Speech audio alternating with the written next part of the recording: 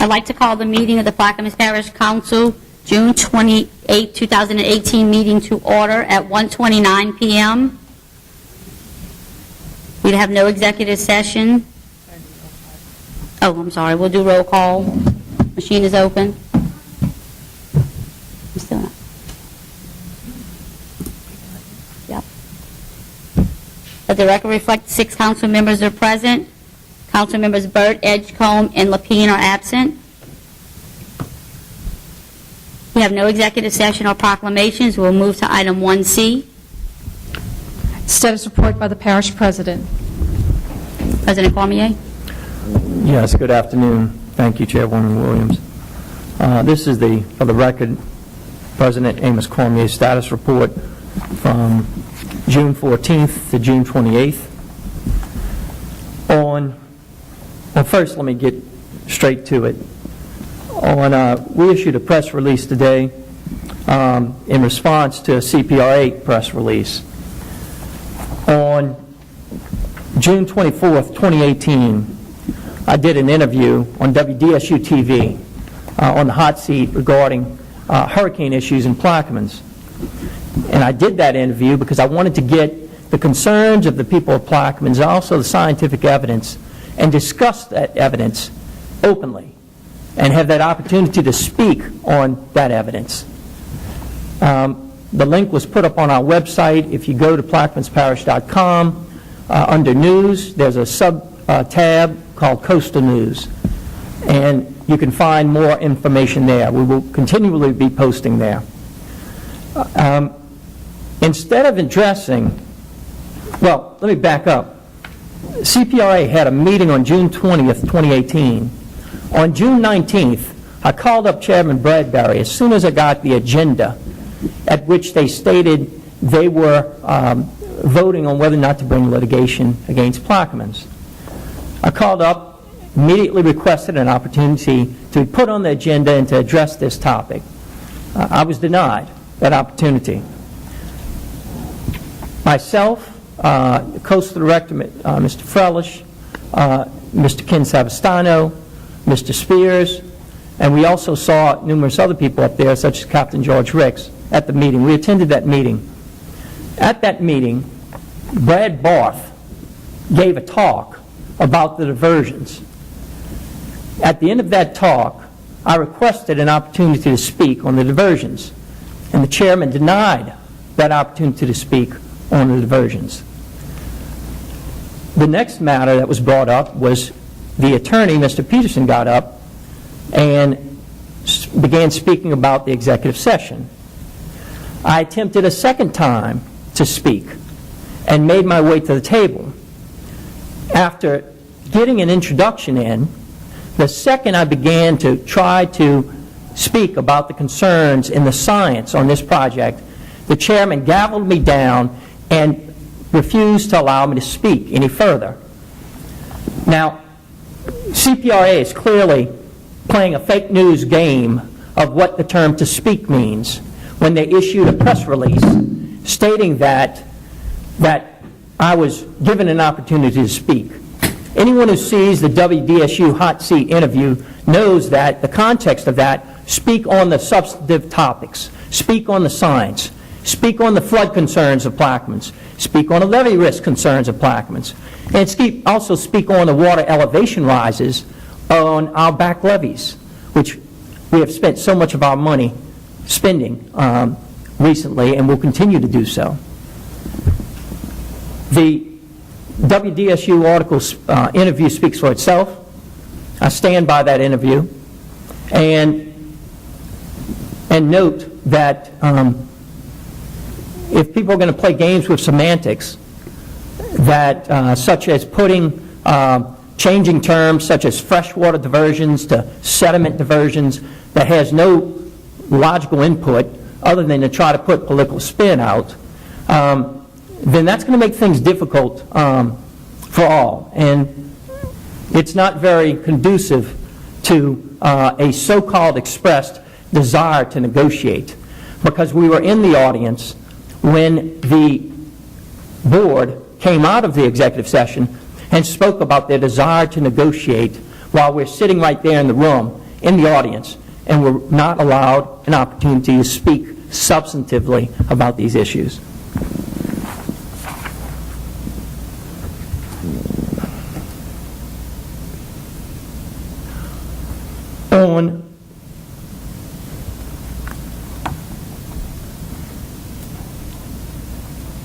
We had conducted, from June 19th, we had some GOSEP visits in the parish. We also had an emergency preparedness parish hurricane workshop, and many people attended. We had a lot of collaboration. It was organized by Director Harvey, our emergency preparedness team. The United States Army Corps of Engineers spoke, and Entergy spoke, and other departments also spoke, and it was very enlightening for all. On June 22nd, had a meeting with all area parish presidents, including Mayor Cantrell, Parish President Yinny, Parish President Guy McGinnis, Parish President Cochran, Parish President Natalie Robotham, and several others in attendance, at which we discussed regional issues regarding hurricane, regarding local autonomy, and also the opioid epidemic and litigation, as well as some of the coastal litigation. It was a very great opportunity to share with other parish presidents because we face many of the same problems and issues. On Saturday, June 23rd, our thoughts and prayers go out to one of our own, Miss Angie Galmiche lost a father, and our condolences to her family, the Galmiche family. On Monday, June 25th, Councilwoman Savant had called a meeting at Grand Bayou to discuss the Grand Bayou bulkheads. Very good meeting, and we delivered some plans to the Grand Bayou Center, and those plans were left there for the community to review at their pleasure. The contractor for this award had the contract on Monday, and they're going through the review, and we're planning on moving forward with that. There are one or two good suggestions by the community that we will review. Mr. Duga and engineering will review. On Tuesday, June 26th, we had the Project Advisory Committee meeting to replace the Belle Chase Bridge and Tunnel. Numerous council members were in attendance. Councilman Black, I think Councilman Juneau, Councilman Russo, and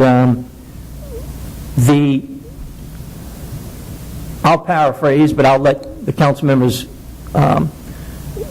talk more about it. I don't pretend to speak for them, talk more about this later, but my take from it was that I don't think there's a tremendous amount of concern or disagreement so much with the engineering side, and that was the principal thrust of the meeting.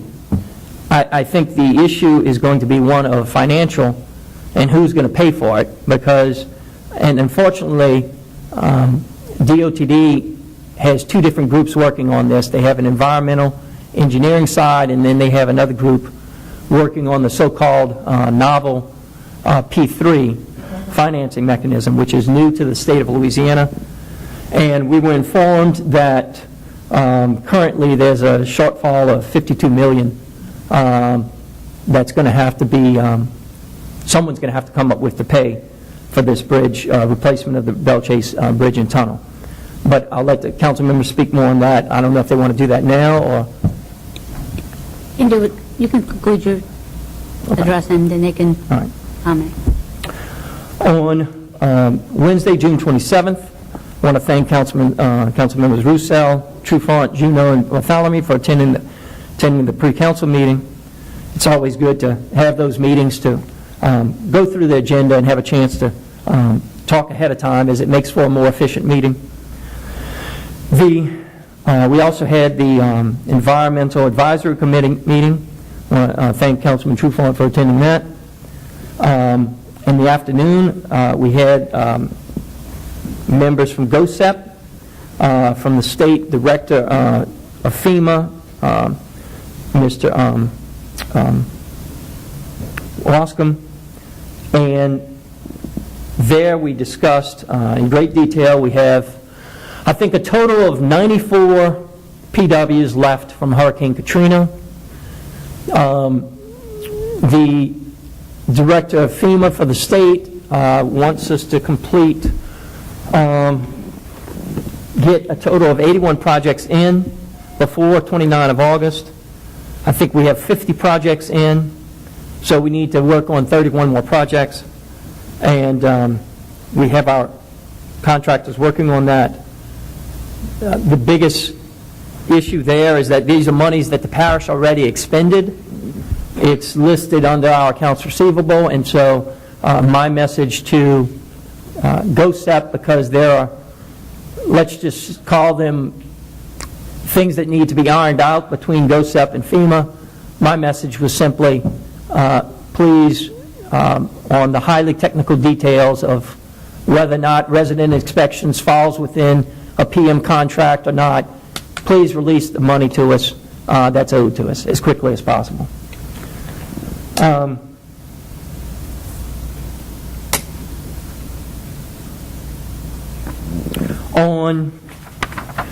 I have good news to report. The Louisiana Office of Community Development audited 4 of our HUD, Housing and Urban Development projects, and we passed. Port Suffolk Library construction in Plaquemines Parish Library, their construction continues. I spoke about the Grand Bayou dock. Bow Brothers is doing a great job on Lake Hermitage Road. Construction is, the blacktop is, on one side completed, the other side they're moving at an incredibly rapid pace. It's really a great improvement for the community at Lake Hermitage. On the Bell Chase Quad and Pavilion, it's my understanding that the engineer who was handling this for years, Bergdahl and Graves, withdrew. And we're going to had one talk with Councilmember Black about trying to get another engineering group to take their place to get that project moving forward, or we'll continue those talks to try to move that forward.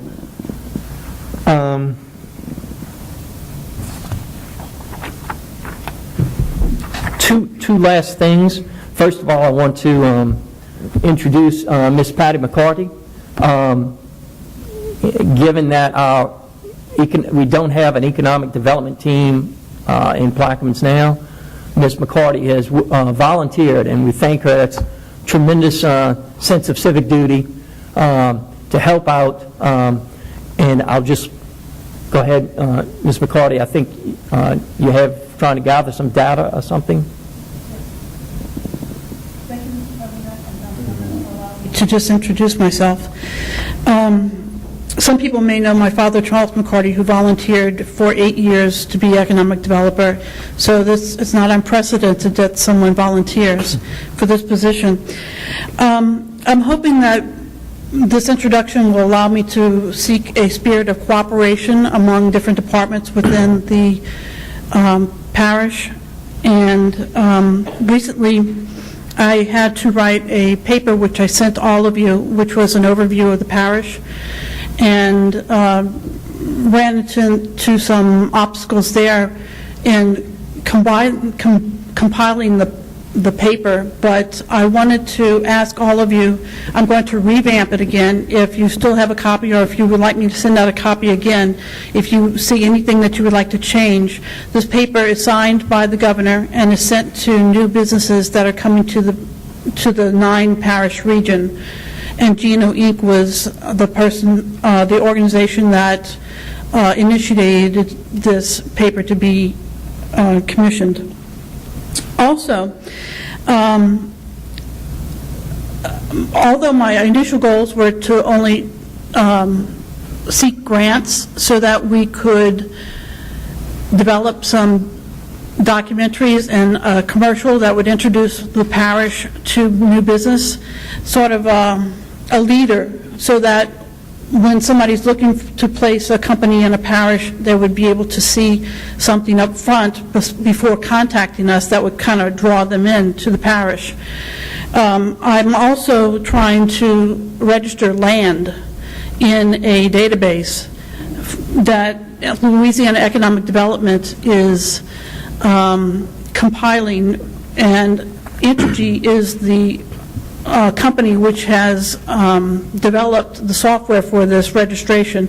And basically, all you have to do is take the land, register on an Entergy database, and draw a square or triangle, however the land is shaped, for you to register that land for commercial development. Recently, we had a company, Project Valley, that was seeking 40 acres, and we missed that opportunity. So, Mr. Russo, I don't know if the land that you have would be appropriate for going into this database, but it's for commercial development. And if anybody would like to contact me, they can contact me at econ@ppgov.net. And that's it. I thank you for the opportunity to introduce myself. Thank you, Ms. McCarty. Ms. McCarty, Mr. Russo has a question for you. Couple of questions. Thank you for your service and your willingness to volunteer. Thank you. My first question is, will you reactivate the Volunteer Economic Development Board? If you would like us to, that would be great. I think that would be a good opportunity Yeah, I mean, it's for cooperation. defunct right now. It's not meeting. So, I mean, I know you're one person, but there is a volunteer board that sits there that could be activated, and it could possibly help you. The second question I have is that this compiling the land in a system. We have a GIS department that is responsible for that, Okay. and I'm not sure what they're doing, but that is an asset that we fund and we pay for that could possibly be utilized to help gather this database.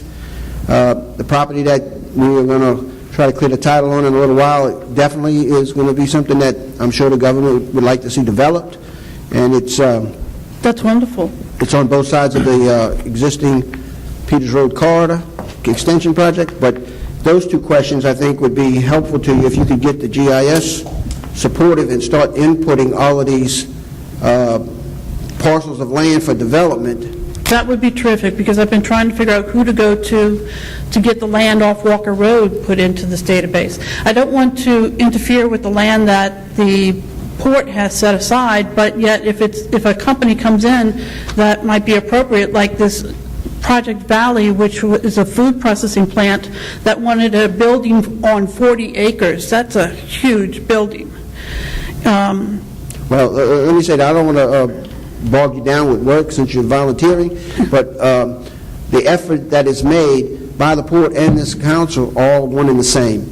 So if you Okay. can build a database that the economic development at the state level would be Yes. happy with, to be able to market market properties for us, I think you should include all parish-owned properties as well as private-owned properties that are up for development. So with the GIS department, if you can motivate them and get them to work, I'd be happy. Thank you. Yes, Mr. Juneau. Ms. McCarthy, I'd like to thank you. You're going to be a great help. Your dad was a great help, and I know you will. And if we can be of any assist, please let us know. Thank you, sir. I appreciate that. Thank you. Thank you very much. Thank you, Ms. McCarty. And finally, I'd like to, I'll be introducing a copy of the United States Army Corps of Engineers Perspective on Mississippi River Diversions by Brigadier General Duke DeLuca, who was commander of the Mississippi Valley Division, President-designee, Mississippi River Commission, January 2014. And in this is yet another study by the Corps, which they cite a study by the National Oceanic and Atmospheric Administration of the United States in its position paper entitled Mississippi River Freshwater Diversions in Southern Louisiana, Effects on Wetland Vegetation, Soils, and Elevation. And I quote, A general conclusion on the expected short-term and long-term responses of marsh below-ground production to freshwater diversions in Louisiana could not be drawn from the available evidence. That's on page 25. We'll try to get this up on the website as well. But even more startling is one of the maps in the back speaks to water surface elevation in feet. And it simulates approximately 10 years of diversion operation. And most of this map is green, and the green area covers from 4.9 feet of water elevation down to about 2.8 feet. That's going to mean more water on our back levees. And we all know that water standing on levees causes problems. And with that, I'd like to introduce Ms. Rosina Philippe, because she represents, that could also exacerbate the harm to the Indian mounds in Grand Bayou, where there are 1,000-year artifacts there, and this water elevation could cause a loss of that national heritage. Okay.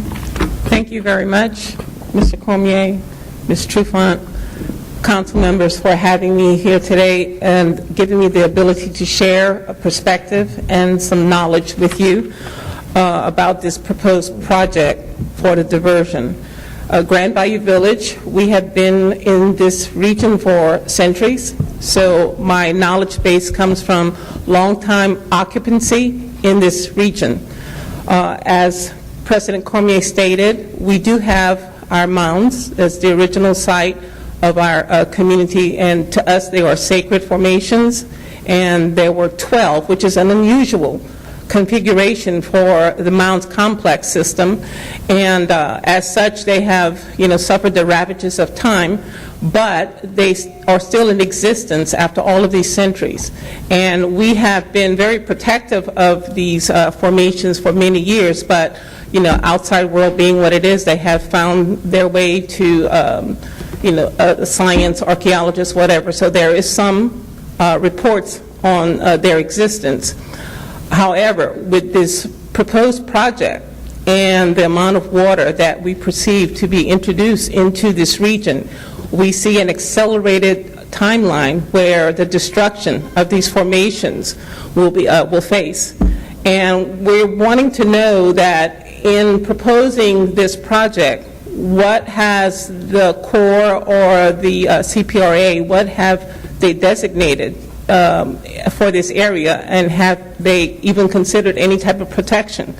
And we believe that in doing an environmental impact study, that needs to be taken into consideration, because Louisiana has always prided itself on the culture and heritage of its people, and being from the first peoples of this state, and being here in Plaquemines Parish, I believe that we have something to say about the processes that will destroy our culture and our heritage and the remnants of that ancient place.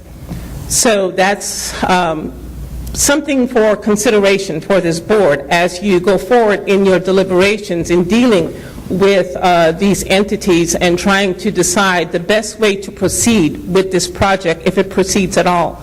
We perceive that this project at best is experimental, and that it's a look and see what will happen. Our knowledge comes from people that have been in place in this region for a very long time. We live in this region. We don't just, there are many user groups that that make use of this region, but our survival, our culture, everything, our everyday life, we're dependent on this because we have been here. We're a subsistent user group for this region in the Barataria area, along with some of the other coastal tribes. One thing that we have observed in past projects that have been introduced into this region where the environment was manipulated, because we understand the need for some protections or whatever, depending on the amount of development you have in the region, the levees, et cetera. We know how that has impacted the region, and we are on the outside of the levee, but still we advocate for preserving what can be preserved, and acknowledging that, people have a right to their lifeways, and these lifeways, as citizens of not only the parish but the state of these United States, we have a right to have these lifeways protected and respected. And in saying that, our observations from past projects is that, when fresh water is introduced into a saltwater region, there will be a shock and awe, period. And the life, vegetative life and marine life will be significantly impacted in that time. And it will take some time for that vegetation to recover. And we estimate at best a decade or more for recovery. Because when the fresh water comes in, there will be a weakening of these vegetative systems. And then, I say then if, but it's more probably when a negative, like a storm system, will come into the region, and if it hits that weakened system, then it will be even longer for that system to recover. And there goes your root mass that holds your sediment, and there will be a washing away. Now, we understand, with looking at the project, that they are predicting sediment fallout, whatever, and we just don't see that happening in the way that the project is designed. And as a resident of this parish, I would ask that you look at the project, how it is designed, before it's implemented into this region, and see where it can be tweaked, for want of a better word, in order to benefit all of the people and the lifeways in this user group, area. So with that, that's all I have to say, and I thank you, and I hope to, in your deliberations, see some of these questions or comments that I've made come up in your deliberations with the Corps and the CPRA. Thank you for your time and your knowledge, ma'am. I really appreciate it. Mr. Russo? Any questions? Yes, ma'am. Thank you for your lifelong knowledge of the area and expressing it here today. I guess one question is that you mentioned the EIS. Yes. Have you participated or submitted any concerns to the process? Yes, we have. We work with the other tribes in the coastal region, and we attend, we don't all attend at one time, but we have our group, First Peoples Conservation Council. We're 6 tribes that have gathered together and formed this council, and as available, we attend the various meetings, and we have, made input because we all live in the Barataria region except for one tribe. And so the EIS is incorporating your concerns in the evaluation of the project as we speak? Yes, it is. Well, we feel that their projections are not far enough into the future. That we feel that, further along that the negative impacts will manifest, and it falls outside of their projected time of when things will happen. So because we will be living with this project, and we want to make sure that, whatever is implemented in this area will be beneficial to everyone, and that we want good things for this parish. We want good things for the people of this parish and for the lifeways of this parish, and also, what's living here with us. It's not just people. There are plants and animals and everything that makes this system and this environment conducive to not only our livelyways and our livelihood, but people who visit us, take advantage of this and enjoy this. So we want to make sure that when looking at this project, it's not fast-tracked, it's not people closing their minds and hardening their hearts, in service of politics and profit.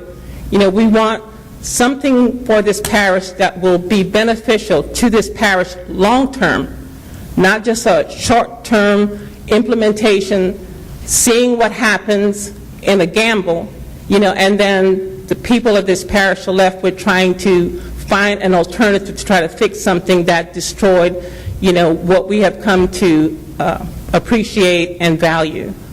So that's, So since you participated in the first leg of the process, the draft will be out. Will you be prepared to address the draft and any concerns that are not addressed in your previous comments, add them to the draft when you have the second opportunity to input? yes, we will, and we are still working together and with scientists and engineers both, getting that feedback and looking at the project and the process as it moves forward. Well, I compliment you for participating because it is a process. Yes, it is. And until the process runs its course, we don't really know the answers or how it will be dealt with. So I encourage you to continue to stay focused and encourage anyone else to input into the process and not, avoid the process, because at the end of the day, the questions have to be answered. Yes, it does. And we're concerned about, the water tables, about the amount of water coming onto the land. We're outside the levee. We existed long time before the levees were put into place. And we get, we see the first water that comes to the region, especially in a negative event, like a storm event. So we are concerned about, especially at 75,000 CFS, we are concerned about that much water coming into the region and how much higher that water table and what it will mean for our people in the village itself. So all of these concerns I put before you to take into consideration when you're making your deliberations and when you're having these conversations. We're all about collaboration and cooperation, but we want to make sure that all user groups are represented, when you're in doing these considerations. So I thank you very much. Anyone else has any Any questions? questions or comments from anyone else? Yes. Ms. Salvant? Yes, Ms. Philippi, I too want to commend you and thank you for being engaged and standing up for your people, the folks of Grand Bayou. And the more we discuss and have conversations surrounding the diversion, as many of you all know, the diversion is the elephant in the room lately, and most people is trying to avoid, but it is a reality. And until we met on this week, I had no knowledge of Indian mounds being so close and being a part of our landscape. Yes. So, and I think if everybody would just be a little bit more receptive of each and every one next door as neighbors and be respective of different cultures, they would understand how important it is to stand up for what they believe in. And I commend you wholeheartedly for taking the position that you have. And again, as Reverend Edwards said on last council meeting, I support you, and I stand with you because of the fact that I take exception to outsiders feel that they are deserving or have the right to come into our parish and dictate on what we should be comfortable with, and they're not going to be impacted negatively by the project. So again, I commend you and I support you. Thank you very much. Mr. Badalamy? There's always a question. Yes. Proof, scientific proof. Yes. You are the proof. The history is the proof. The people is the proof. Because it's been in existence before a whole lot of folks came here. Yes. And it's still there. So that means it survived. So you have all the data that is needed to testify to the fact that it works if they do it in the right way. Yes. So Thank you it is very much. very valuable. So don't think it's not, because it is very valuable. I Thank you. appreciate your efforts of mandating that y'all be heard, that the Thank you very Indians be much. heard. Thank you, members of the council. Mr. Thank you. President. Thank you. Mr. Cormier? You're done. Any questions or comments for the President's address from the table? Mr. Lawrence? Yes, Warren Lawrence, 120 Timber Canal Lane, Myrtle Grove. And I just have to make a comment as part of the Homeowners Association. We have followed this process on the diversion, and we've met with the CPRA 3 times already. We understand it's a process, but recently I've seen the Corps of Engineers evaluation on what it would do to our neighborhood 4 foot of water, with that thing open, your streets, your pumping stations, sewer stations will all be underwater in our subdivision. Anytime it's operating, it will not be available to drive in our subdivision. Now, this is a report that came from the Corps of Engineers that I can't get from CPRA. What is the hydraulic study when this is running and what effect it's going to have on our subdivision? We understand, and I believe we have to respect and guard those mounds and everything. But the closest subdivision to the outlet of this diversion is the Myrtle Grove Marina. This is going to be a detrimental effect to us. We've made our objections, not even objections, questions to the CPRA to give us that study to say what is the impact it's going to have not only on my home, but on your streets, your property that you are responsible for in that flood zone. And, you know, I'll gladly work with anyone, you know, and we will be contacting Ms. Audrey. Maybe we can get a meeting back with the Corps of Engineers and CPRA together. I mean, if you're getting one answer from CPRA, which is nothing, they don't know what the effect, they haven't done the hydraulic study, and then today I hear that the Corps of Engineers, Mr. DeLuca, whatever his name is, which I'll get a copy of, has already studied what this amount of water is going to do. We're in that green, and I don't know if that's at a normal tide. What happens if that same 4 foot rise is over already 3 foot high tide? Our 4 foot is the point where we flood the streets. Right now, if you drove out there today, there's a 2 foot margin. If we had that operating today, I couldn't drive to my home. And this is what we're asking. If we follow in the process, Mr. Russo, we've made our objections known, and objections being we question. We want to know hydraulically, is it going to affect us or not? Mr. Lawrence, I might suggest that you continue the process and might offer a solution, like put that gate in you've been trying to get for many years. And again, we could talk about the gate. The gate's not the answer, I guess, because if the gate's open, you know, I'm sure the water's going to come through the gate and flood us, but need to be the case. Yeah. We're looking, if they're going to cause a problem, what is the solution? Because, you know, again, we'd love to have the gate. That would help us against hurricanes. Now we added on the hurricanes and south winds. Now we're adding another elephant in the room that's going to send water from the Mississippi River at a rate that a lot of small hurricanes don't do to us. So. Thank you, Mr. Lawrence. Mr. Edwards. Thank you, Mr. President, for all you're doing this morning.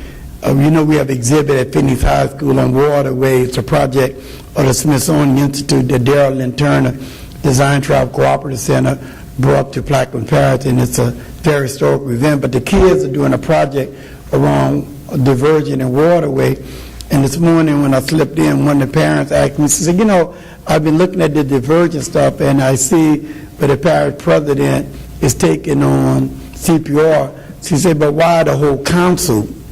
Why he's the only one out there front? So that's what I'm putting before you.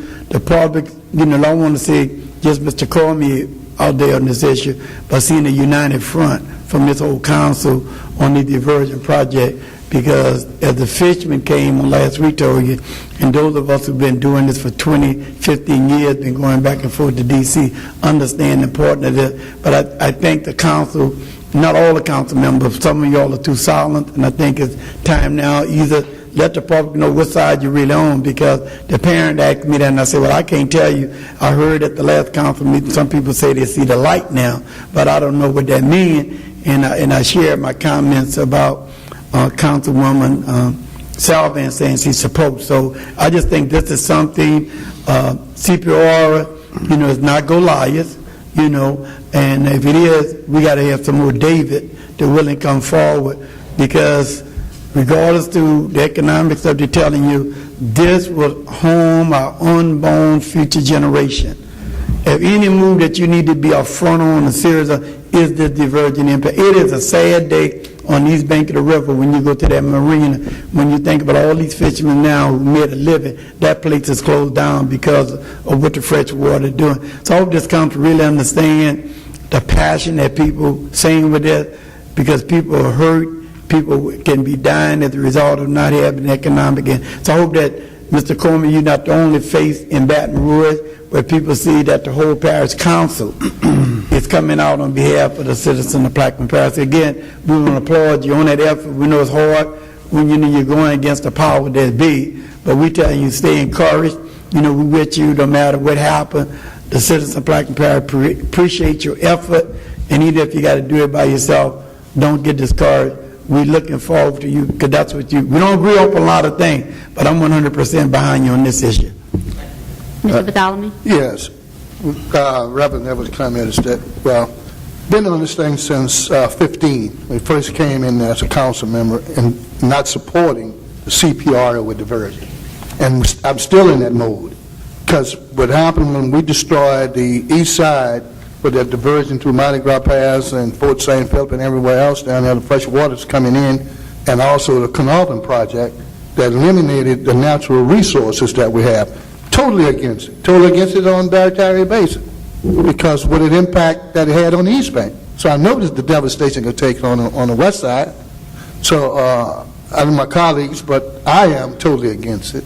And I think it can be beneficial if they redesign the concept. Have less water, more sediment. I think it can work to that effect. But not with just the water flow where you can destroy all the vegetation. You can even lose land eventually because there's nothing to hold the vegetation in place. If fresh water and salt water mixes, the vegetation is dead. And the only vegetation that is deep-rooted is salt water.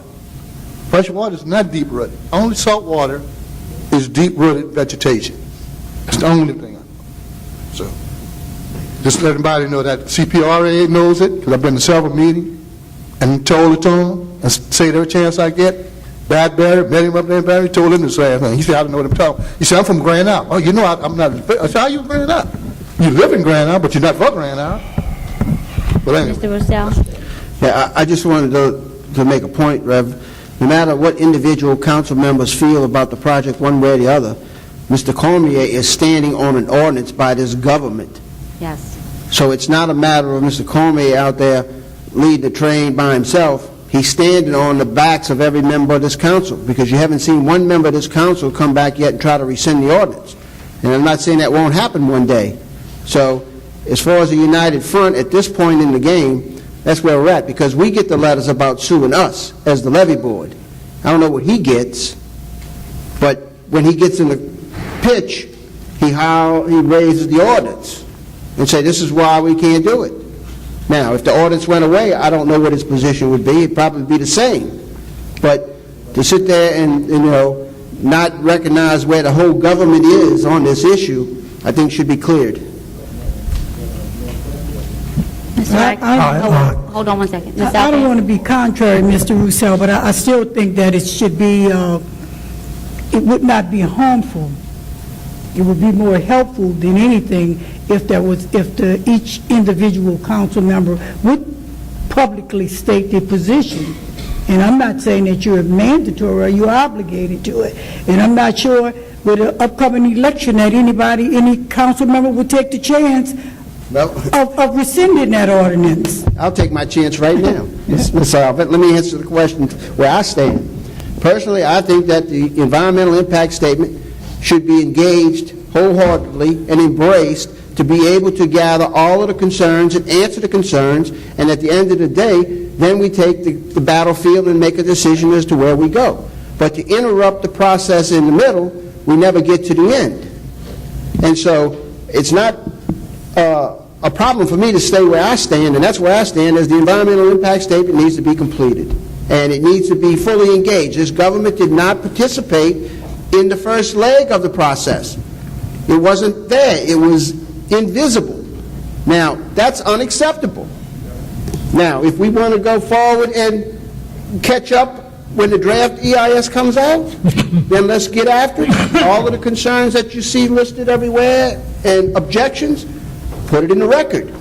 And let the scientists answer the questions to either mitigate it, obliterate it, or whatever they're going to do with it. But all we're doing is roadblocking a process that's going to eventually give us the answer whether it's a good or bad thing.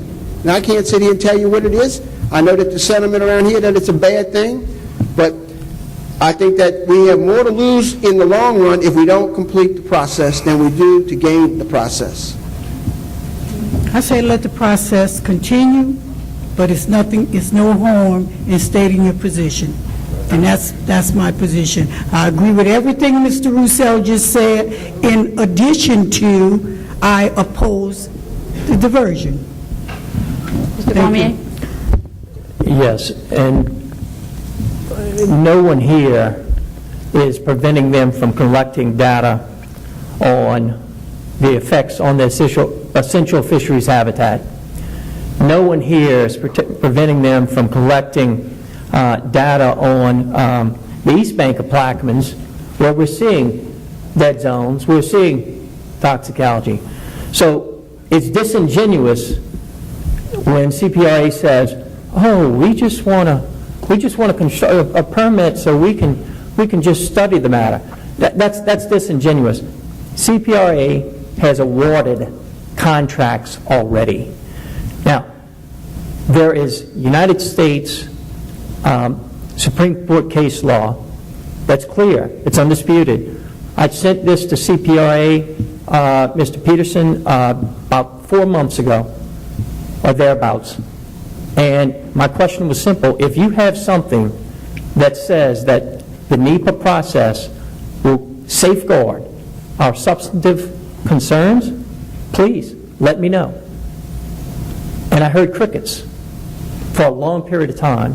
And then finally, it wasn't until a meeting with the blonde-haired attorney, female attorney, I can't recall her name, where she conceded in a meeting. She says, "You're right. NEPA just is a process. It doesn't guarantee safeguard concerns." So when you come back, the reason why this government has to take, if they're going to fast track, that's their prerogative. But we also have to protect our flood protection systems, our levees, and our people. And so that's a fine reading, but it's a worthy reading of the state of affairs. Let me just ask you this. I keep hearing this term, hear crickets, like that's supposed to mean silent. When I hear crickets, they make a hell of a lot of noise. So I'm trying to find out what this means, hear crickets. Silence. Silence, okay. Mr. Raggers? Ken Raggers, 1311 Holiday Place, New Orleans, Louisiana. Aren't y'all supporting the 2014 resolution that was passed? Yes. Against the large-scale diversions? Yes. Yeah, no one on this council has offered legislation to rescind that. So that is our stand at this time. Okay. I just have one thing here. A little dog and pony. I asked the CPRA several questions at the meetings, on the conversational meetings. One of them was, what is the sediment level of the outlet stream in cubic yards of sediment per unit volume? The answer that they gave me in red is average annual sediment on the order of 150 milligrams per liter. Average annual sand, 20 milligrams per liter. And the fines were 130 milligrams per liter. So the total was 150 milligrams per liter. So I got a liter of water. And I went in my backyard after I went by Sun Petroleum Muds, and I had the man at Sun weigh 160 milligrams of dirt out of my backyard and put it in a 1 liter bottle. So this is this is more than they're saying that's in the river water. Okay, it's 160 milligrams. They said 150. So that's going to kind of give you an idea of what they're going to build all this land with. So there's a little scientific data. Thank you. Thank you, Mr. Ragus. Mr. Juneau? Yes, every time I'm at a meeting with Mr. Bradbury, I ask him, why are they doing this if it's wrong for the people of Plaquemines and also for the people of Louisiana? And he keeps telling me that it's nothing wrong with it, it's going to work. Well, then I listen to Mr. Salvestana, and he says it's not going to work. Well, they're very intelligent people. Why don't we put them at a round table and see if we can straighten all this out?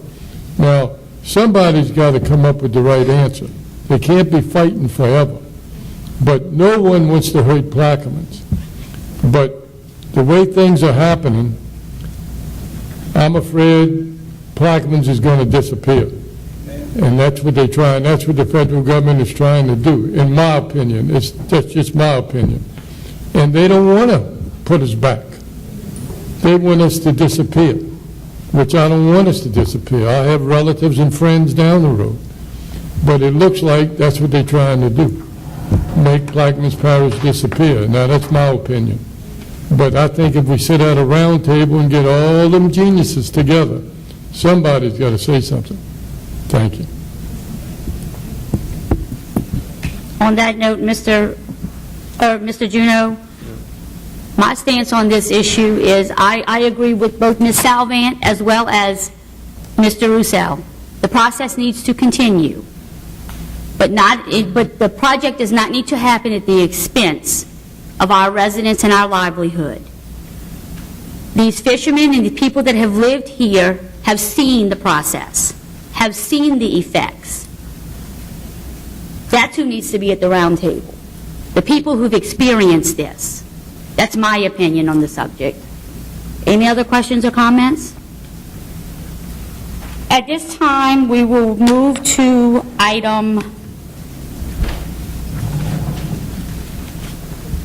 6C at the request of Mr. Roussel. 6C.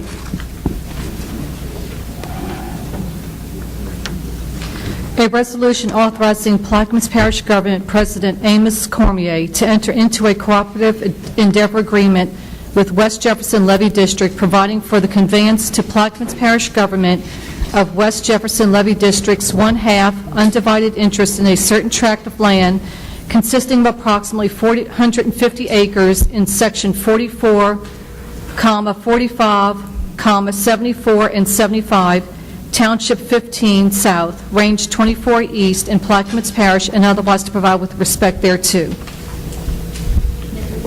I'll offer.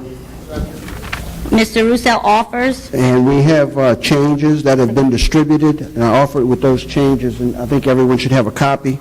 The changes are a result of a lot of work that Mr. L.V. Cooley and Mr. Robert Spears have put into this effort to be able to get the language correct and the acreage correct, to be able to acquire this 702-acre tract that I think will be beneficial to the government in the future. Some of the negotiations that took place was that we were in a position where they were saying, yeah, you take all of the property, you take all of the liability, and we were saying, and we changed it to say, we'll only take liability after we own it, because that's normally what happens when you buy something, you're responsible for it. So we've changed all of that language, and I think that it's time to move forward. If you notice on here, this is also a location where we have the solid waste facility will be moving the collection system in Belle Chase off of the sewer plant road location to this location. We've already appropriated the money, the design is done, and they should be moving forward when the engineering department gets in gear. So with that, Mr. Cooley is here to answer any questions that may come up, but this is 700 acres that I think we can kind of balance off, that we decided to put the 600 acres of the Woodlands Conservancy into a green holding space. This kind of balances it off, where this allows us to have development in an area that needs development, whereas the Conservancy is in an area where I think should stay green, and I think we all agreed on that. So I want to thank you for your cooperation on that, and ask you to accept this, and let's move forward with the other half of the equation to get property that we can develop. Any questions or comments from the table? From the audience? Hearing none, the machine is open. Oh, I'm sorry. Just trying to ask the professor a question with him, because I remember talking about this last week. So you're saying part is going to be for development and part for development? That's what I'm hearing? Because I hear you saying 700 acre. 702 acres off of Walker Road, and if you like a map, I have an extra one here for you. Okay. What happens is, the development of the project, because of the Peters Road extension, goes right through the middle of the property. Now, if you've been here for a long time, you've heard the port talk about the rear entrance to the base and development outside of the fence line. Well, this is 702 acres outside of the fence line that could match up with any development that would come through that area along the highway, the state highway that goes through the middle of it.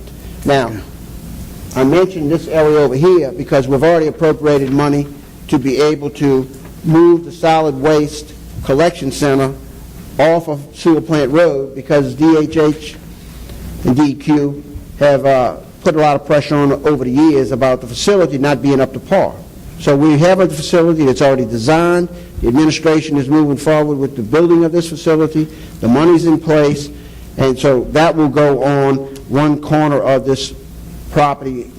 The rest of it, 140 acres of the 702, has been used for building the levee on the end of the area. So you're down to 450 or so, and that's what we have to develop, plus whatever we do with the other holes. And the great bass fishing, by the way. Huh? Great bass fishing in those holes? I only eat fish, I don't fish.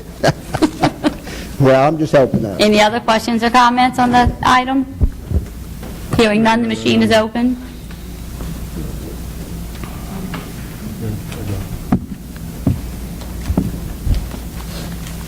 Legislation passes 6-0. Thank you.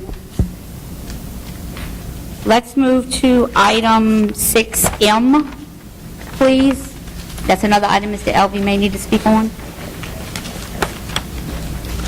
An ordinance authorizing Plaquemines Parish government as grantor to renew and approve an existing 4-inch natural gas pipeline right-of-way agreement with Arrowhead Louisiana Gathering, LLC, as grantee, an affiliate of Hillcore Energy Company and Harvest Pipeline Company, covering parish-owned property located in Section 30, Township 19 South, Range 17 East, South Quarantine Bayfield, Grand Prairie Levee District, Plaquemines Parish, Louisiana, to authorize the parish president to execute the pipeline right-of-way agreement and otherwise provide with respect thereto.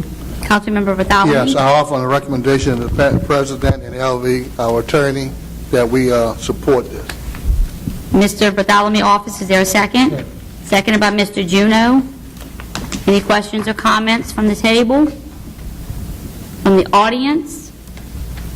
Hearing none, the machine is open.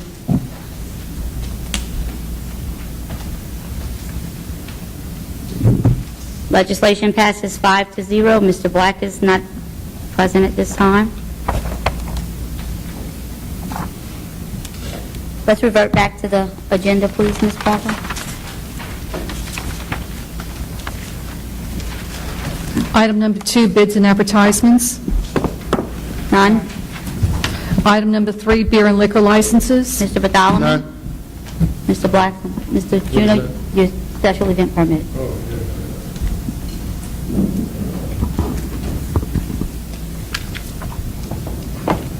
I have one. It's for 8908 Highway 23, Belchester, Louisiana, Our Lady of Perpetual Help Fair, a church parish fair on the, I'm looking for the date, from the 21st, from the 9/21/18 to 9/23/18. I don't have any. Mr. Roussel? None. Ms. Salvant? I offer. Mr. Bartholomew offers the special event permit. I'll second. Machine is open.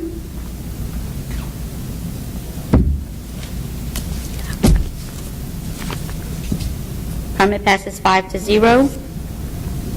Is there any objection to taking the construction permits in globo? No.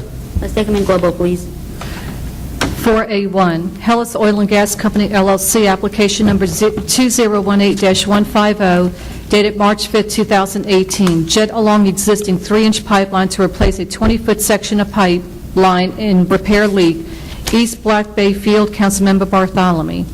Number 2, the Louisiana Fruit Company, application number 2018-416, dated June 8, 2016. Deposit riprap to reconstruct a failed bulkhead, Venice Port Complex, Site 60, Venice, Councilmember Williams. Number 3, Terracon Consultants, application number 2018-370, dated May 22, 2018. Drill 2 soil borings and push 2 cone penetrometer test for proposed credit union, 8632 Highway 23, Belle Chase, Councilmember Lapine. Number 4, Harvest Pipeline Company, application number 2018-440, dated June 15, 2018. Repair existing VOA-4 pipeline at dig site 105-2, half a mile below South Plaquemines High School, Empire, Councilmember Edgecombe. Number 5, Chevron Pipeline Company, application number 2018-450, dated June 20, 2018. Drill 3 soil borings within the Mississippi River for proposed mooring dolphins and dredging activities. Chevron Empire Terminals, East Bank, Councilmember Bartholomew. Number 6, Chevron Pipeline Company, application number 2018-444, dated June 15, 2018. Dredge and install mooring dolphins, Chevron Empire Terminal, East Bank, Councilmember Bartholomew. Now, Yes. you offer, Mr. Bartholomew. Mr. Bartholomew offers. Ms. Salvant seconds. Is there any questions or comments about the construction permits? Hearing none, the machine is open. Permit passes 5-0. Let's take B, C, and D in globo, please. B, Mark Marjorie, new commercial boat shed in an A-2 zoning district, 39919 Highway 23, Buras, Louisiana, Councilmember Williams. Malcolm Zanka, new boat shed with second-floor residence in a floodplain zoning district, 387 Martin Lane, Port Sulphur, Louisiana, Councilmember Trufant Salvant. Louis Domino, RV travel trailer in a floodplain zoning district, 126 West Bayou Lane, Lake Hermitage, Louisiana, Councilmember Trufant Salvant. I'll offer. Seconded by Ms. Salvant. Questions or comments? Hearing none, the machine is open.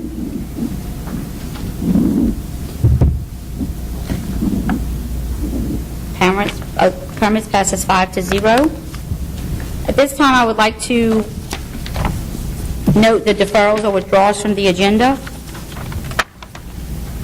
Item 6A3 will be deferred. Items 6F and G will be deferred. Item 6H will be withdrawn. Items K and L will be deferred.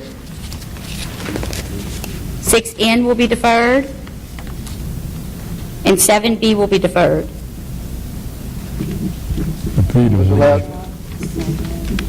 7B, Ms. Audrey's update? 7B would be Yes, deferred? One more time. 7D will be withdrawn. 7D? And D. And I think we already discussed 7G, correct, Ms. Audrey?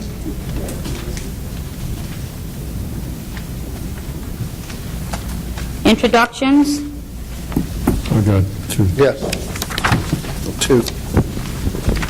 Mr. Bartholomew? Yes, I have an ordinance to amend the 2018 solid waste disposable fund power structure and operating expenditure budget, the Solid Waste District 1 Department, and to authorize the emergency exception to the hiring freeze currently enacted on all vacant positions of Plaquemines Parish government and otherwise to provide respect thereto. An ordinance to amend the Plaquemines Parish Code, Plaquemines Parish Government Code of Ordinance at Chapter 22, Appendix B, Section 4, I think it's I-12, I-4, and K and I, thereof, and for all other matters pertaining thereto. That's all I have, Madam Chairman. Mr. Black? Yeah, I have two. A resolution authorizing Parish President Amos Cormier III to enter into a bulk wastewater agreement with the Sewage and Water Board of New Orleans and the Hero Lands Company, LLC, and otherwise to provide with respect thereto.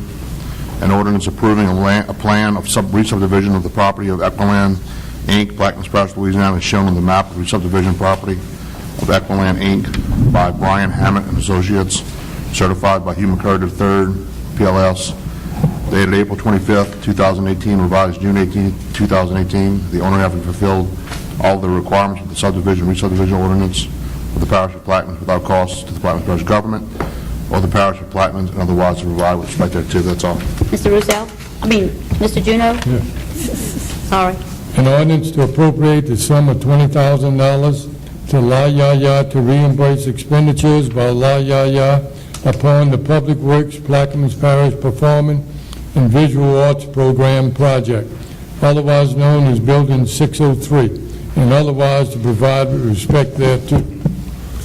An ordinance approving a plan of re-subdivision of property of a portion of plots 24 and 25, Belchas Plantation, Section D, Parish of Plaquemines, and two lots 24A, 24B, and 24C, Belchas Plantation, Section D, Plaquemines Parish, Louisiana, as shown on the plans and plot of survey by Dufresne Surveying and Engineering Incorporated, dated May 18, 2016, revised August 31st, 2017, the owner having fulfilled all of the requirements of the subdivision and re-subdivision ordinance of the Parish of Plaquemines, without cost to the Plaquemines Parish government or the Parish of Plaquemines, and otherwise to provide with respect thereto.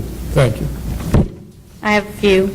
Resolution requesting the Louisiana delegation of the United States House of Representatives and Senate to introduce and support legislation to impose a 10-cent per pound fee on all seafood imported into the United States to be utilized to improve imported seafood safety and otherwise to provide with respect thereto. A resolution to designate the Plaquemines Parish Council Secretary or the designee thereof as the custodian of records for the Plaquemines Parish Council and members thereof, and to provide for related matters. An ordinance authorizing an emergency exception to the hiring freeze currently enacted on all vacant positions of the Plaquemines Parish government and otherwise to provide with respect thereto. An ordinance to declare the millage rate levied upon the dollar of the assessed valuation of all property subject to the ad valorem taxation within Plaquemines Parish, Louisiana for the year 2018 in accordance with Article 7, Section 23C of the 1974 L.A. Constitution and L.A. Revised Statute 47.1705B and otherwise to provide with respect thereto. An ordinance authorizing an emergency exception to the hiring freeze currently enacted on all vacant positions of the Plaquemines Parish government and otherwise to provide with respect thereto. An ordinance authorizing acceptance of donations for the Homeland Security Emergency Preparedness Department and to amend the General Fund 2018 Operating Revenue and Expenditure Budgets, Homeland Security Emergency Preparedness Department, and otherwise to provide with respect thereto. Mr. Roussel? Yes, I have an ordinance approving a plan of re-subdivision of property of part of Lot A, Concord Canal Subdivision, Bayou Barataria Section, Plaquemines Parish, Louisiana, into lots A1 and A2, Concord Canal Subdivision, Bayou Barataria Section, Plaquemines Parish, Louisiana, as shown on the plans and plat of survey by Dufresne Surveying and Engineering Incorporated, dated March the 7th, 2016, revised June the 1st, 2018. The owner having fulfilled all of the requirements of the subdivision and re-subdivision ordinance of the Parish of Plaquemines without cost to the Plaquemines Parish government or the Parish of Plaquemines, and otherwise to provide with respect thereto. Yes, I have two. An ordinance to lift the hiring freeze set forth in ordinance number 15-133 on all vacant funded positions and otherwise to provide with respect thereto. An ordinance by the Plaquemines Parish Council as and on behalf of the Buras Levee District to appropriate new perpetual flood protection levee flood wall easement, new perpetual flood protection levee flood wall and drainage ditch easement, and new temporary work area easement in certain portions of land in Plaquemines Parish, Louisiana, to construct the New Orleans to Venice with West Bank Hurricane Protection Levee Project, NOV 10, Happy Jack to Narren, Plaquemines Parish, Louisiana, for levee, flood wall drainage, flood and assess and hurricane protection purposes, and otherwise to provide with respect thereto. Thank you. Thank you. Next item, please. 6A1, an ordinance to prohibit the parking of vehicles on Culvert Road in between Barrier and Peace Street, to establish a penalty for the violation thereof, to authorize the parish president or his designee to have no parking signs installed, and otherwise provide with respect thereto. Mr. Russo? I'm going to ask for a second and offer a substitute, which I will defer until the next meeting because we spelled the name wrong in the advertisement, and we don't want any technicalities for somebody trying to get out of a ticket. I'll second. And then I'll offer the substitute with the correct spelling of Culvert Road. Give me one.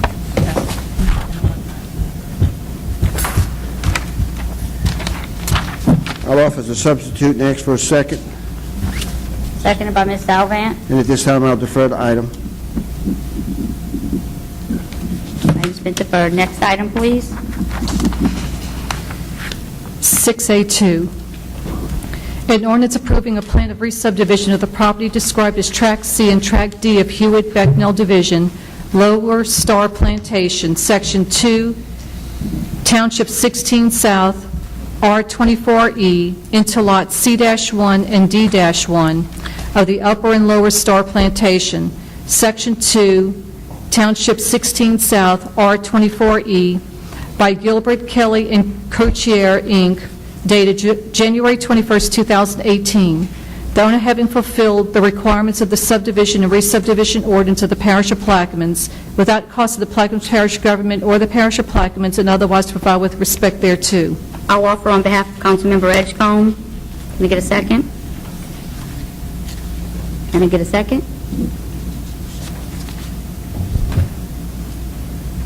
Can I get a second? I'll second it for the purposes of discussion if that's needed.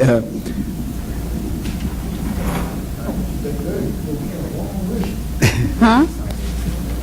You want to offer a second for discussion? Yeah, I mean, I don't know, I guess the fear is that people know what this is about. This is going to be for a Dollar General store in the middle of the neighborhood over there.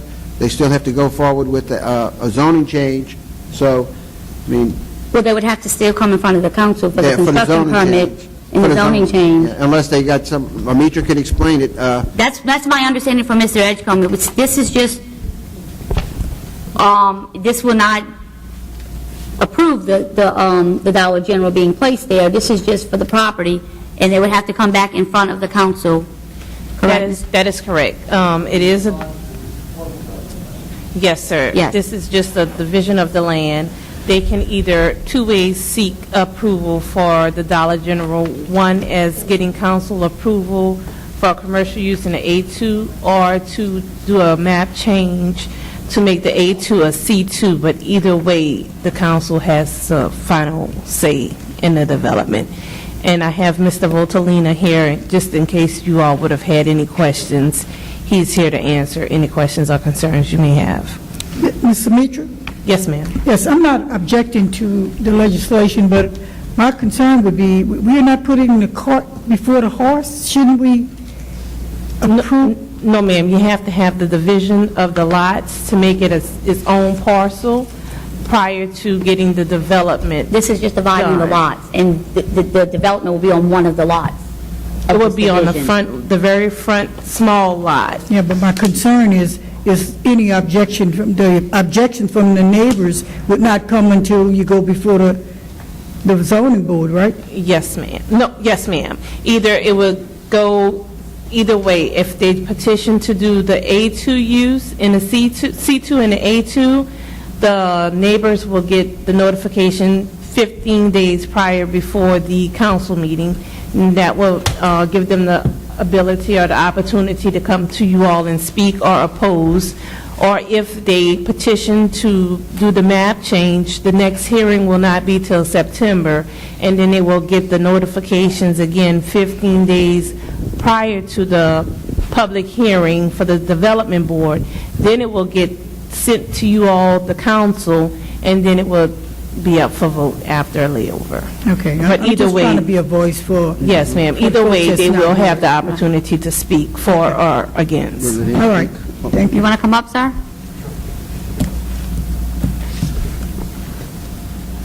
State your name and address for the record, please.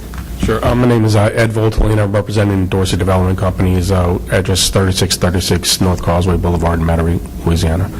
I'm just here if y'all have any questions regarding re-subdivision or anything else. Okay, I guess the question is, how are you going to proceed? Sir? If this subdivision is approved today, how will you proceed? At that point, we'll finish getting together everything to do our permitting process, then we'll go and apply, at which point, my understanding is at that point, then we would have to ask to come to the council to ask if we can put the C2 use in the A2, and at that point, then you all would have an opportunity to vote on that, and along with the public input, and then, you know, if you all say yes, we'll proceed. If you say no, then we can't. So, but that was told this is the procedural way we have to go with it. She outlined two procedures. Which way would you proceed? We will probably go with the request to do the C2 in the A1 in the agricultural district because of time more than anything. And you don't see any issues about spot zoning or anything like that? Because we had an issue down the street from here that was denied recently. Well, sir, I mean, I know there's some commercial around there, so I didn't really see it as a spot zoning, but, you know, I guess that's why we'd have discussions, and we're willing to sit down with the neighbors if they have concerns and so forth and discuss everything with them also. We have no objections to doing anything with that.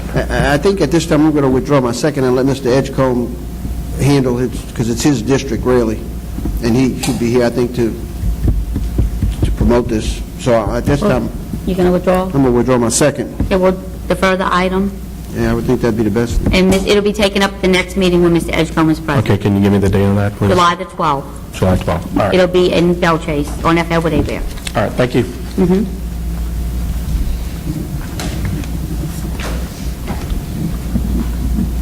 Next item.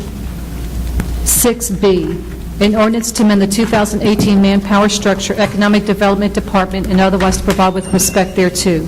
I'm going to offer with substitution that I passed out earlier.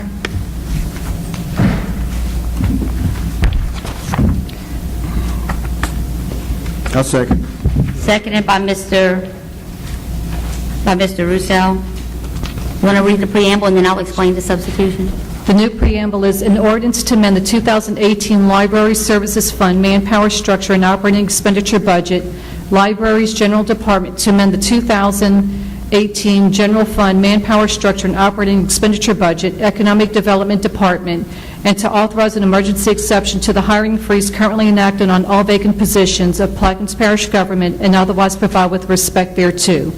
Okay, the substitute, what this is doing is unfunding the curator position in economic development and adding one full-time clerk to the library department. And it's lifting the exception to the hiring freeze for the clerk in the library department. And it's going to move $15,070 from the library fund, library's general department, to the library services fund, unreserved, undesignated. The reason being is the Fort Jackson Museum, as y'all know, has been closed for some time now. The curator position has been advertised twice, and there have been no qualified applicants. People have applied, but no one has qualified. So I thought moving it to a clerk position would enable someone to qualify for that position, and so we can get the museum open. We're also going to put it, since there is no economic development department, that's where the curator position was listed in the budget, we're going to move it under the libraries department. Any questions or comments from the table? Yes? Oh. Audience? Hearing none, the machine is open.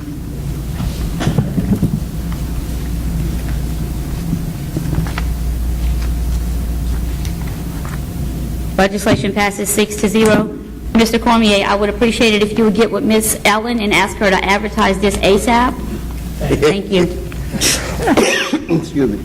Next item. Good luck. 6D. I do try. An ordinance to require backflow prevention systems for all bona fide commercial properties open to public accommodation and otherwise provide with respect thereto. I'll offer. I'll second. Seconded by Mr. Juneau. Mr. Morgan, can you come up and explain the reason we're needing this legislation, please?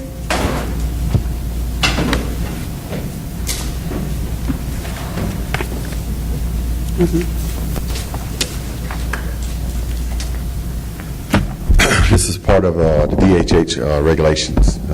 It should have been met. Shane, myself, Reverend Giles, Mr. Amos, we went over it. It's an ongoing issue. It's a part of our sanitary survey. I'm pretty sure all of y'all receive notice of violations for it, and this is to address that violation. And this is for all commercial properties, Not all. or are some excluded? Yes, ma'am. Some are excluded. It depends on the plumbing code. The parish has to, it's actually adopting the code that the parish should have had on the records. Mike Metcalf, I don't see him here right now, but he's, it's a part of the plumbing code, so. And so y'all are working with the permit department and everyone in conjunction to notify the ones that will need to have these backflow preventers installed? Yes. Okay. Any questions or comments from the table? Mr. Rousseau? Yes, there is a policy on the books that that department has to have an appearance here. He's not here. I would ask that the administration direct him to be here, because if he's part of this discussion and he's not here, we have a problem. So, back to this issue. The last time y'all sent out letters, you have identified now pretty much who needs backflow preventers, and do you have a typical number about what that might be? Yes, sir. We actually have a number where some people did not respond to the letter at all. The enforcement is going to be the other issue of this. This policy, you really are just adopting it right now. Then the parish is going to have to enforce it, which is that brings the permit department back into play. The permit department and the water department, Mr. Giles, Reverend Giles' department, Angel Bartholomew, they got to communicate. When you apply for a business in Plaquemines Parish, if you have a barber shop or a paint shop or agriculture, all of that's got to be tied into each other.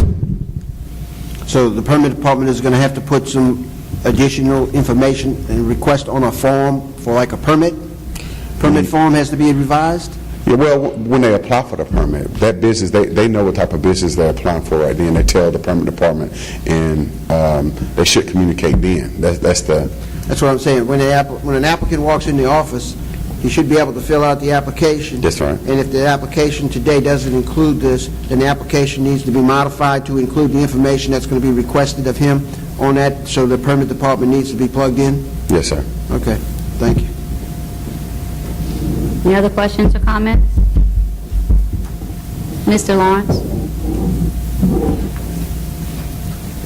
They're right there for Warren Lawrence, you. 120 Timber Canal Lane, Myrtle Grove, and I just make a comment as being the past chief plumbing inspector for the city of New Orleans at one time. We initiated this backflow prevention requirements that this parish never did do. But I do have some questions in the way this is written up, because the backflow preventions are not required just on commercial properties open to public accommodations. It doesn't matter if it's a commercial property that's not open to public accommodations. Backflow prevention is required.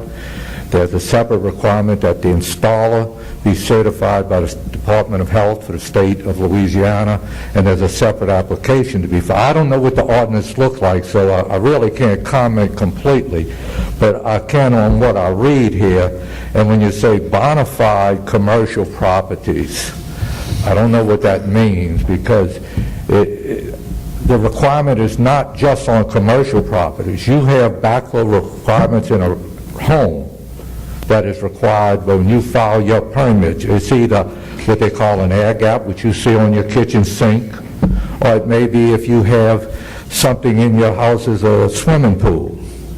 You're not a commercial property, but you're required to have a backflow preventer on it.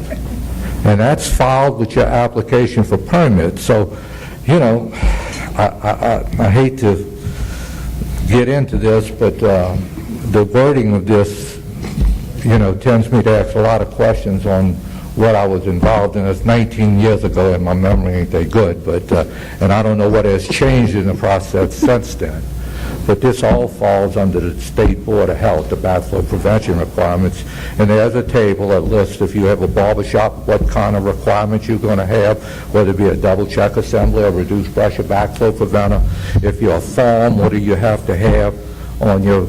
And it's not generalized that a hospital is different than a mortuary. But every one of them has to file, and there has to be a separate permit filed for that backflow prevention device installed by a backflow preventer, and you must have a program that some are tested on an annual basis, or used to be. I don't know if they're still on an annual basis, but those are all the requirements that should be in your backflow ordinance. So I just want to make comment. My questions was on whether it's truly bona fide commercial or public accommodations. I don't think that falls into that. Mr. Russo? So let me ask this, Mr. Morgan, this ordinance was drafted by who?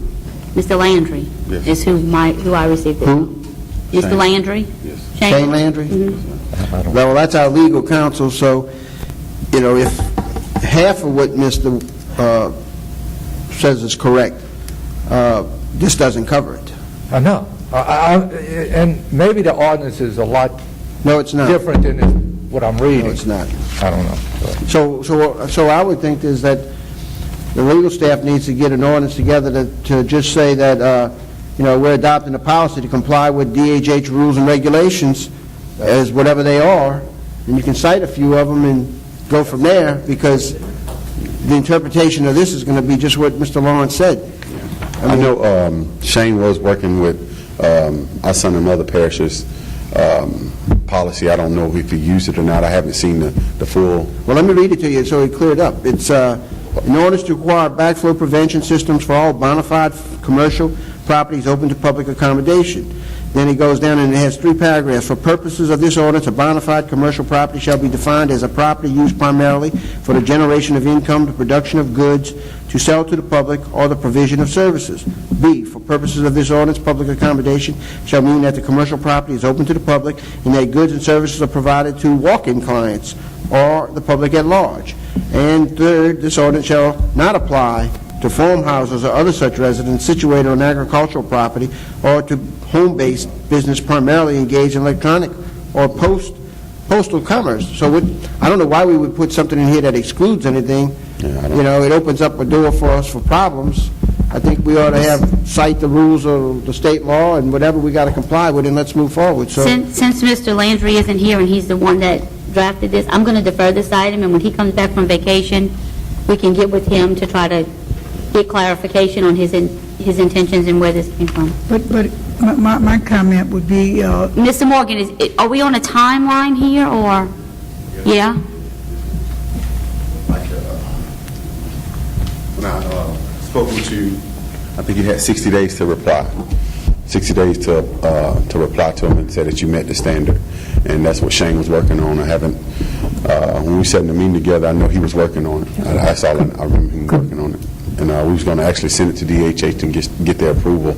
But I don't know if we did that yet. I don't know either, because I introduced it in the last meeting in May, and it was deferred at the previous meeting on the 14th because I wasn't here. Right. So it's been completed for about a month. Right. But y'all have to adopt. Now, whether Shane submitted it to DHS or not, I don't know. Yeah, I don't know either. Mr. Cormier? I'm not sure if Shane submitted it, but out of an abundance of caution, I'd like to present 2 options. Either 1, pass it, we vote on it, we can amend it later, or 2, change that language now to just comply with DHH regulation. The language you suggested, Councilman Russo. So why don't the legal staff draft up some language, and we'll pass over this and We'll come back. pass over this, Mr. Would you work on it, Mr. Cormier? Okay. Okay. We'll pass over. We'll come back to this item. Just Yes. pass through.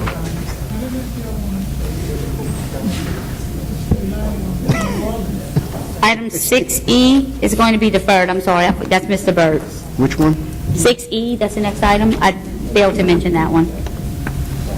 6I, an ordinance to amend the five-year capital improvements plan by appropriating $2,745,751 to the Plaquemines Housing Assistance Program from Community Development Block Grant and otherwise to provide with respect thereto. Ms. Salvant?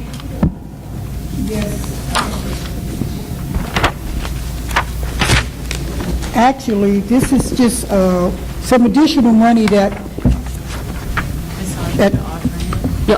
oh, I'm offering, I'm sorry. Second. I do offer. Ms. Salvant offers, and Mr. Bartholomew seconds.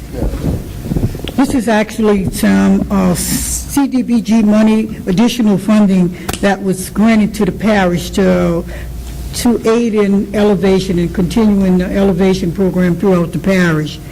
But in light, before we, it's basically just as read, but that was an email that I want to elaborate on that I received from the DA office in regards to this,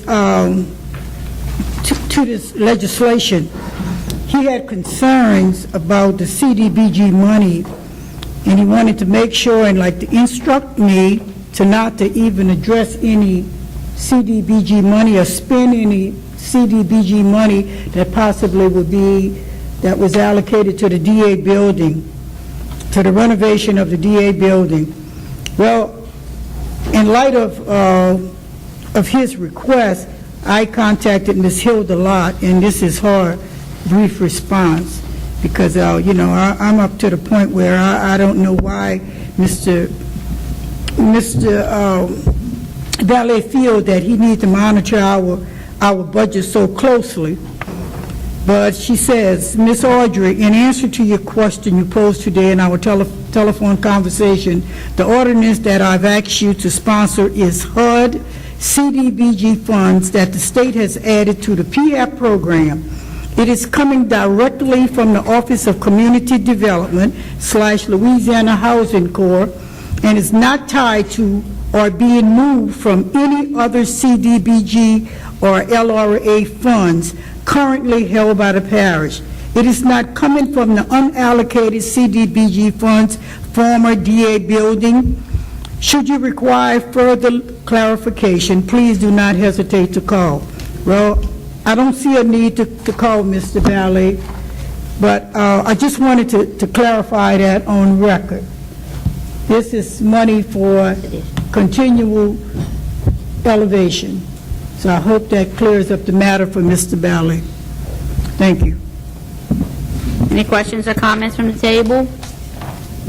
From the audience? Hearing none, the machine is open.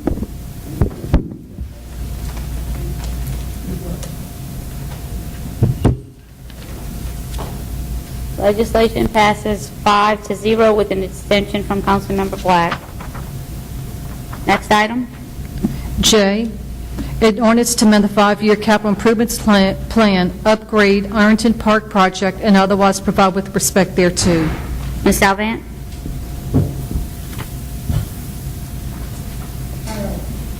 Ms. Salvant offers, is there a second? Seconded by Mr. Roussel.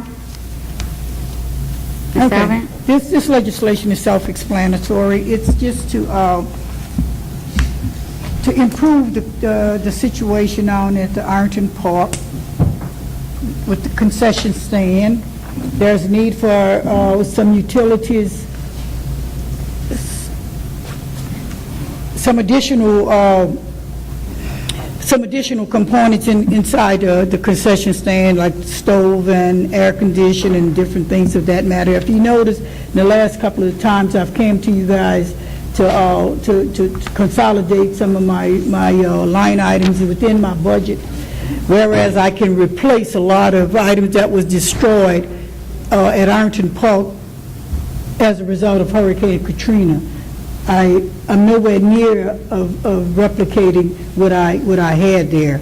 So I'm just, what I'm doing with this legislation here is moving a lot of moving some budget line items to consolidate toward what's going to be needed to upgrade the park. So I ask for your support.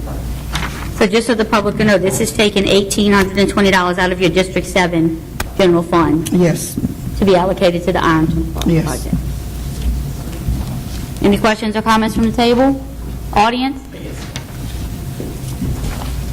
I just want to comment, Councilwoman DeSalvo, you know, every time I go, I was just there the other day for a funeral, and even from the highway, it adds something to Ironton. You know, people they know when they come to Ironton, and I had other people talk to me, so I just want to congratulate you in terms of how beautiful the park looks as you enter Ironton. I just say over the years, it's just a great improvement, something welcome, not just by me, but other people who say, man, you know, in Ironton, that park get my attention now, so congratulations on your work you're doing there. thank you. Any other questions? Any other comments? Hearing none, the machine is open. Legislation passes 6-0. Next item. Thank you. You're welcome. 6-0, an ordinance authorizing the acceptance of a donation for the Parish Council Department to amend the General Fund 2018 operating expenditure, revenue and expenditure budgets, Parish Council, General Department, and otherwise provide with respect thereto.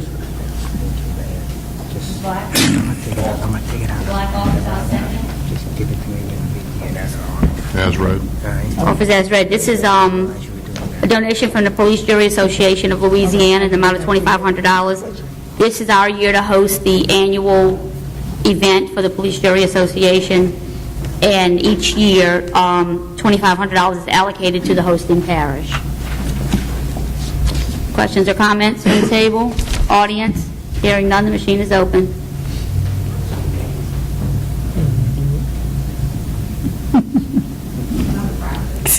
Sleeping over there. I'm not done.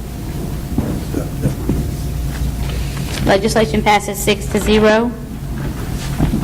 Next item. P, a resolution to authorize the council special counsel to take such actions that are necessary to conclude the matter of Plaquemines Parish Council versus Plaquemines Parish President Amos Cormier III, docket number 64047, Division A, 25th Judicial District Court, Parish of Plaquemines, State of Louisiana, and to provide for related matters. Councilmember Black. Offer. Councilmember Black offers. Is there a second? Seconded by Councilmember Russo. I'd like to, honestly, Mr. President, not have to vote on this. I would like to come to an agreement and settle this matter. I think the judge in Division A has asked both councils to get together and try to work out some type of terms.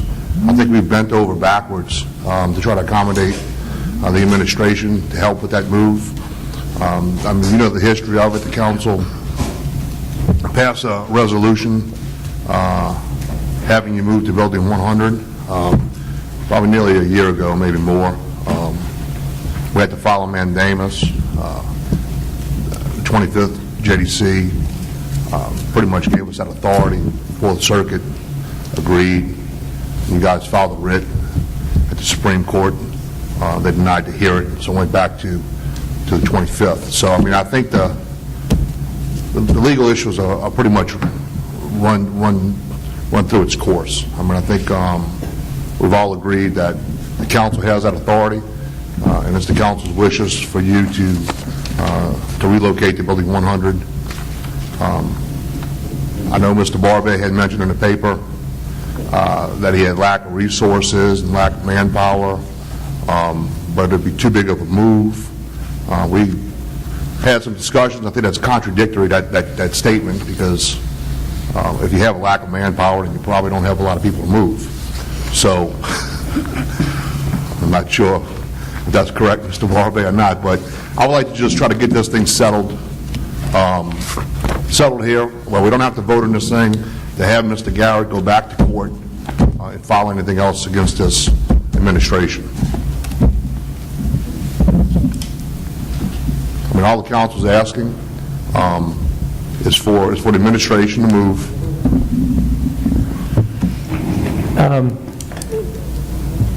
After discussion with council, thank you, and we'll work on it.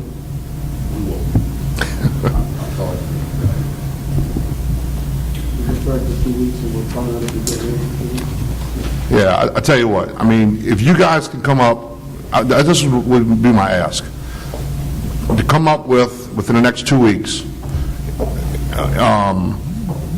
some type of timeline and a move plan.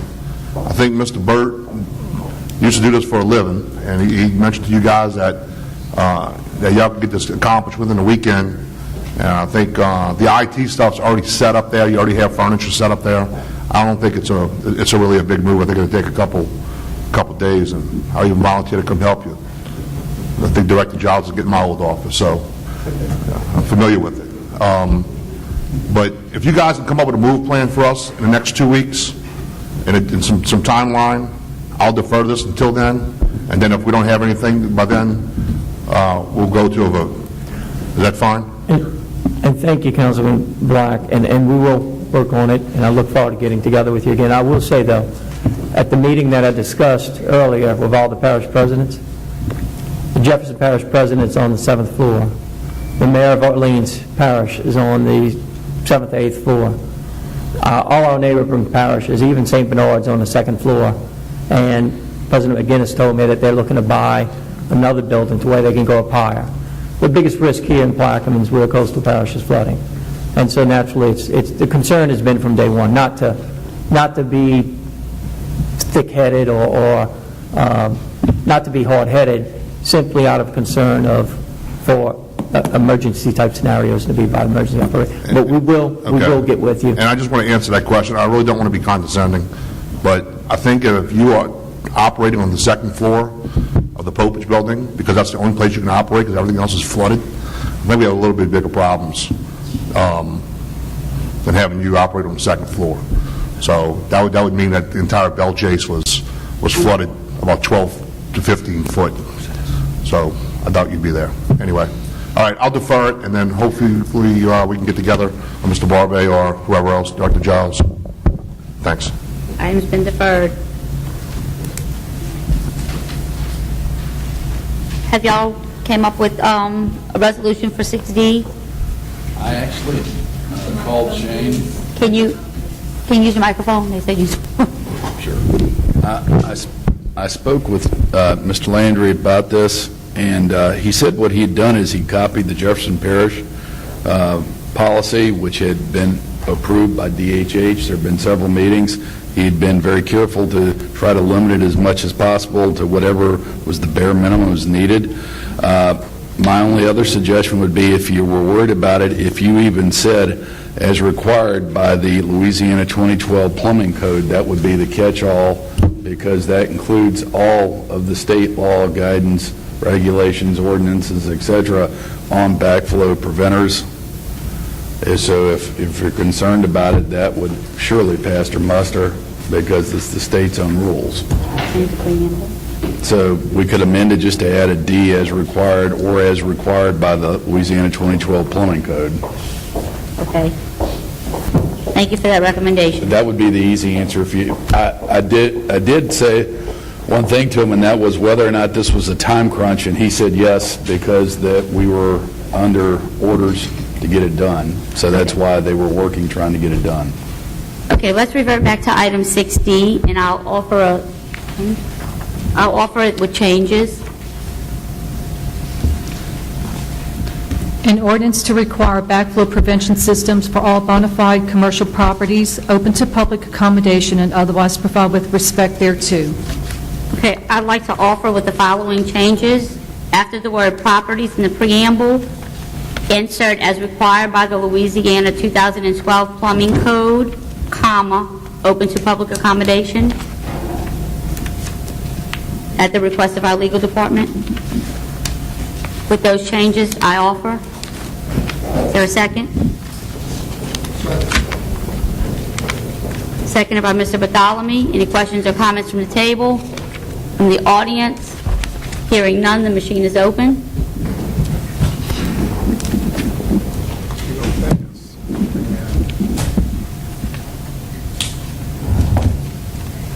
Legislation passes 6-0. Thank you. Thank you.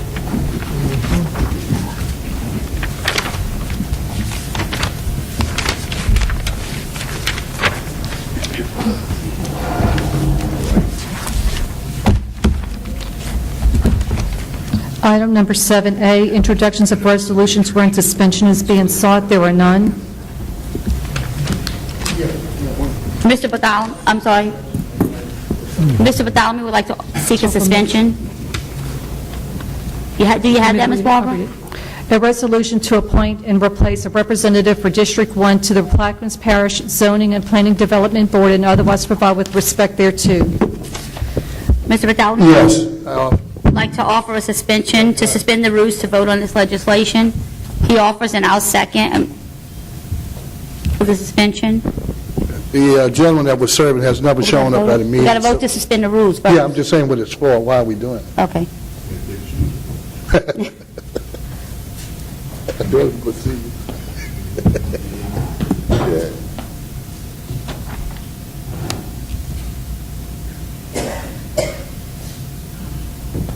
The request to suspend the rules is granted 6-0.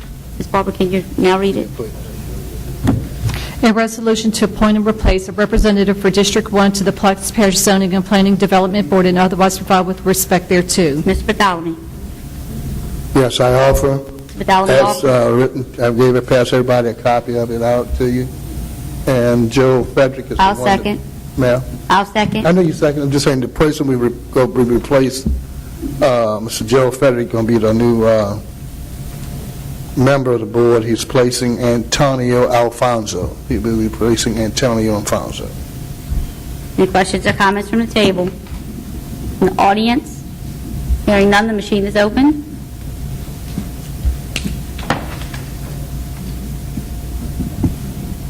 Legislation passes 6-0. Thank you. You're welcome. 7C, 7C, District 1 update. Mr. Bartholomew. Welcome to the county seat. I hope y'all had a chance to go see your courthouse. I did. The governmental complex in our district. There will be a significant icon and a historical building for Plaquemines Parish, because this is the government seat. And the buildings, all the panels are up, the cement panels are up.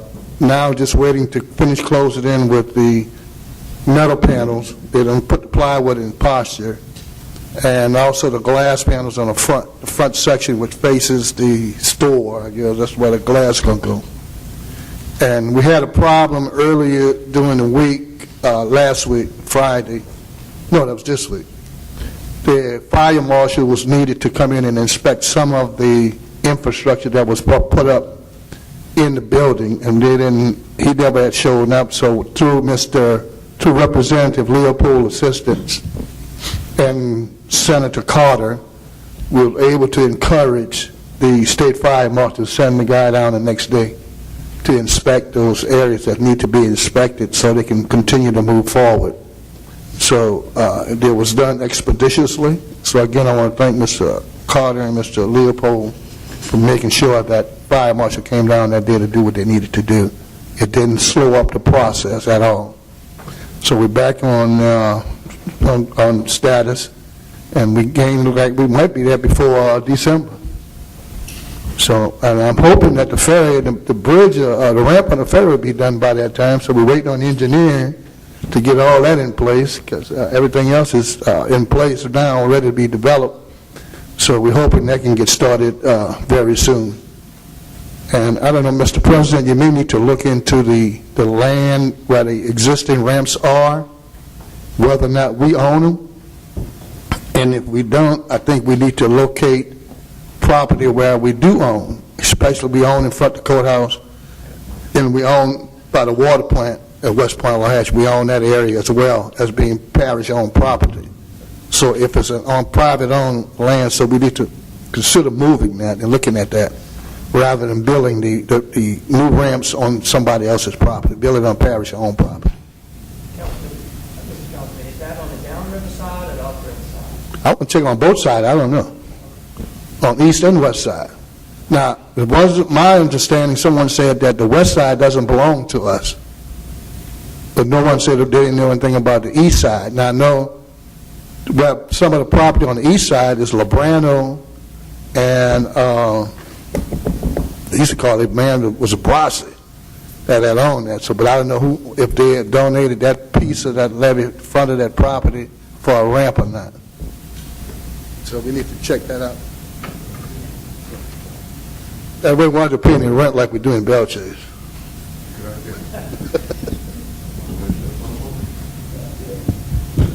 That's it, Mr. Bartholomew? That's your update? You're done?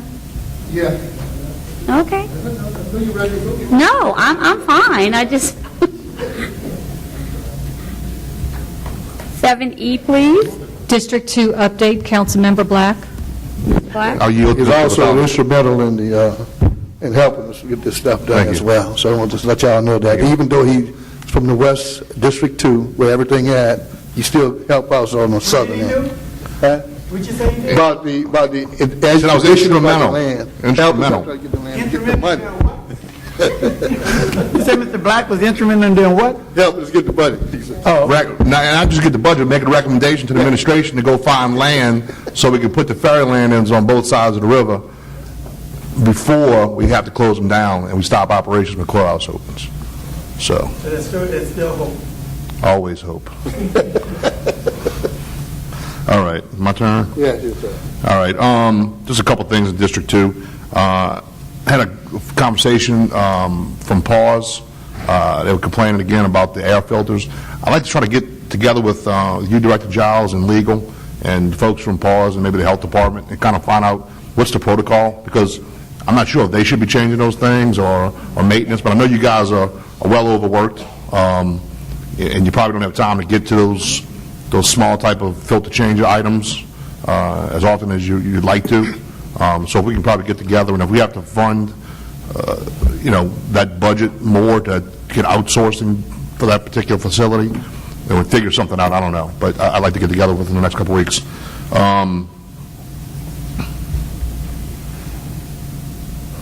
The other thing too, I think it was sitting on Shane's desk, Peter.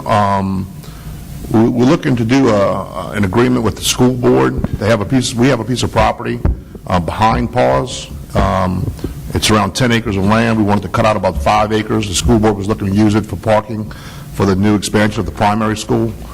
With that, they would pave it and give us access to it for parking for recreational events, for PAWS, for other things. So it's basically it's a win-win. It will provide us additional parking for recreation and other events that we have off of FLA Bear, as well as providing them with parking for school. So getting that CEA done. The third thing is, as the President mentioned before, we attended a meeting with RPC last either Monday or Tuesday, I forgot, but RPC is going to have a town hall type of meeting on Tuesday, July 10th at the Belchase Auditorium from 5 to 8. Representatives from DOTD will be there as well. I'm sure the council members as well as the administration will be there. We asked a lot of questions to them and are hoping to get answers back prior to the meeting. But there were some eye-opening things that we saw. So hopefully we'll have some good discussion on Tuesday the 10th. That's all I have. Thanks. Madam Chair, take a little privilege. I want to thank everybody who was trying to help with this crisis with the boat situation.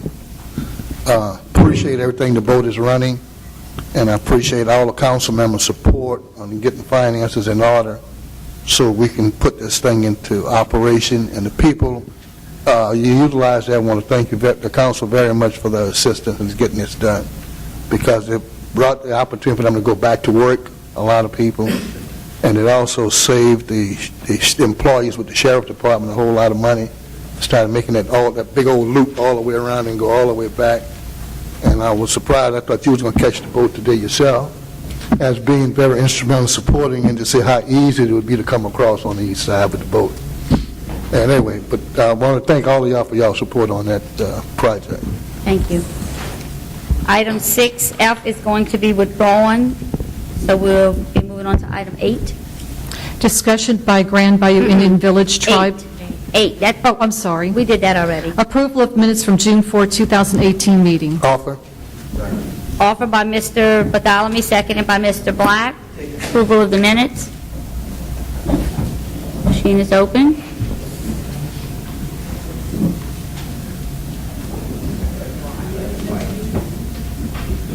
Vote again, please. Something wrong with it. Somebody that killed you. Minutes are approved 6-0. Is there a motion to adjourn? Mr. Bartholomew offers a motion to adjourn, seconded by Mr. Black. Machine is open.